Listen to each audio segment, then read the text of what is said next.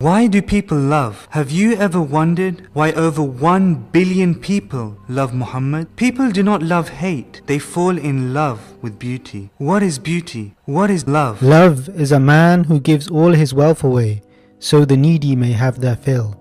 Love is a man who frees a slave, only for the slave to say, I would rather be your slave than a free man. Love is a king who sleeps on a straw bed. He wakes and marks are visible on his body. His followers cry, O my king, why do you pain yourself so? The king smiles. My life in this world is to bring comfort to others. What do I care for marks on my body? This king is pelted with stones, so much that blood runs down his face. He is poisoned so much that the poison begins to take away his life. He is persecuted so much that death often stares him in the face. When those who are responsible are brought before him for punishment, he says, I have no enemy. I may be an orphan, but I am humanity's father and mother. Forgive my children, for they do not know what they do. Those who set out to kill him are captured by one look at that shining face. With sword in hand they set out, not once, not twice, but thrice. But when they see that charming face, they exclaim, we have not the power to injure that which we love. His dear wife departs this world under the persecution of his enemies. His daughter, carrying her unborn child, is not spared. Habar the fiend attacks her. The child is lost, the mother too. Yet when Habar is brought before Muhammad, Habar asks, do you forgive me, the killer of your daughter? Muhammad replies, you too are my son, and are forgiven. Those who were once barbarians, beaters of women, drunkards and debauchees, place their lives in his hands. He transforms them from drunkenness and debauchery to sobriety and piety.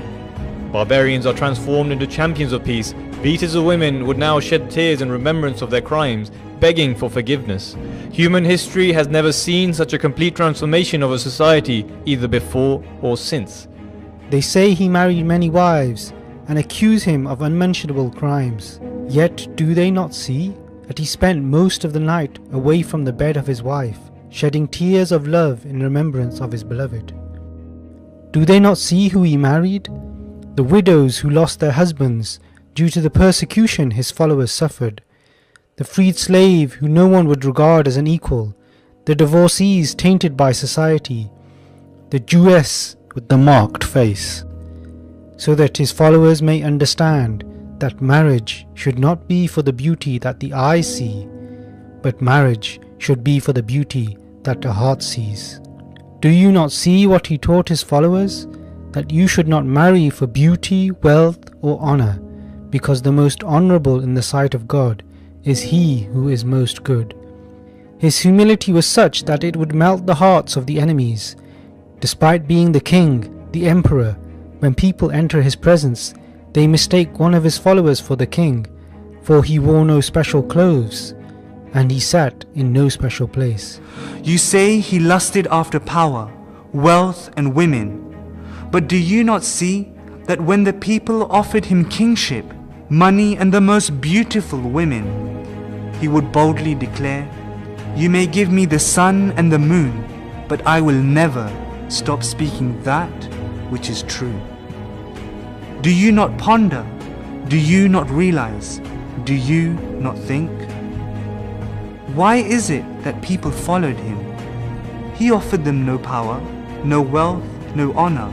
He would declare, I have nothing to offer you, except that you will lose the honor you have in society. You will lose the power you have and become the lowliest of society. You will lose your wealth to become the poorest. You will lose your fathers, sons and brothers. But will you follow me? They would cry, we may lose our lives, our freedom, our wealth, honor and families, but we can never be separated from you. Is this not love? Hate was a reaction shown by his enemies, who hunted, tortured, abused, brutalized this small band of men. He was the one commissioned to end barbarism. He was the one appointed to free the slaves. He was the one sent to end the oppression of women.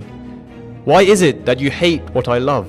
They say love is blind, but I say it is hatred that takes away the power to see. The West must begin to understand, to investigate what is it that draws the hearts of billions towards one man. It cannot be the sword. The power of the sword dies with the sword. It is beauty. True beauty is timeless. It is not restricted by boundaries or fashions and fads. It endures and has the power to capture the hearts.